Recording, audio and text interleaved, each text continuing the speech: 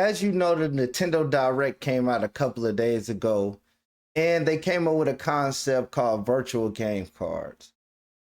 We're gonna get into the video of what the actual virtual game cards are, but I'm gonna tell you, in my opinion, how they could have made the virtual game cards better and where they lacked at. So let's get into what the actual virtual game cards are. With game cards, you can put a game featuring Mario in this Nintendo Switch system and a Legend of Zelda game in this one, freely inserting the games you have on hand into any system you want.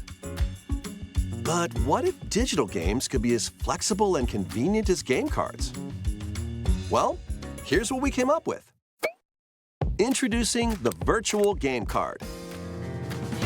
In the future, virtual game cards can be used for digital games.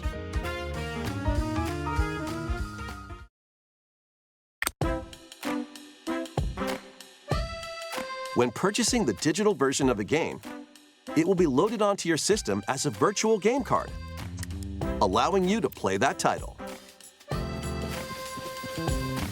Your digital games will be lined up as virtual game cards on a dedicated management screen.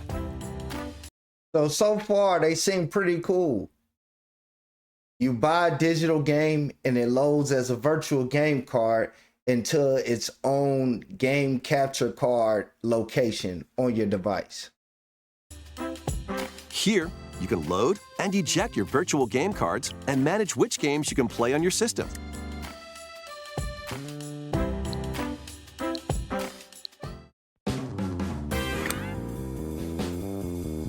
If you have two Nintendo Switch systems, you can eject a virtual game card from one and load it onto the second.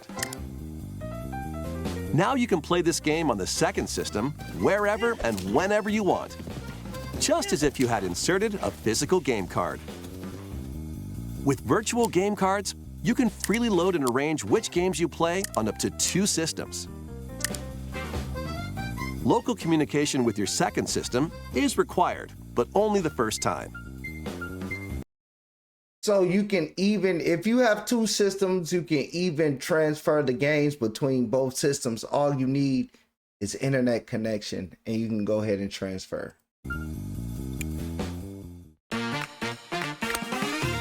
You can also lend out virtual game cards to your Nintendo account family group members.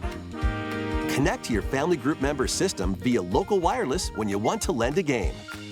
Choose the title you're lending and who you're lending it to.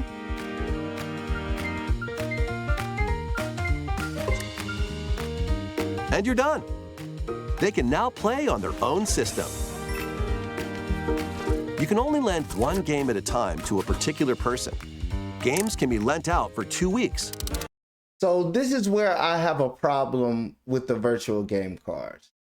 They said that you can lend them out to family or friends via local wireless, meaning that the family or friend has to be within the same vicinity as you, if I'm understanding correctly. Why didn't they just indicate a code that we can give out to people that we wanted to lend the game out to?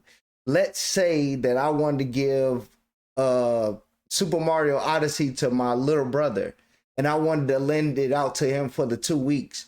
Why couldn't they just generate a code for me to give to him so I can lend it out, to which my virtual card or my virtual game would then been lent out to him?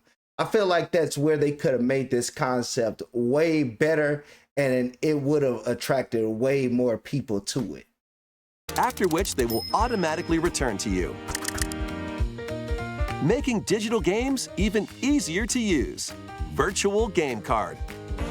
I enjoy the concept of virtual game cards because, of course, you can now virtually, the games that you buy online digitally, they now can be these virtual game cards that you can transfer over to more than one device or family and friends.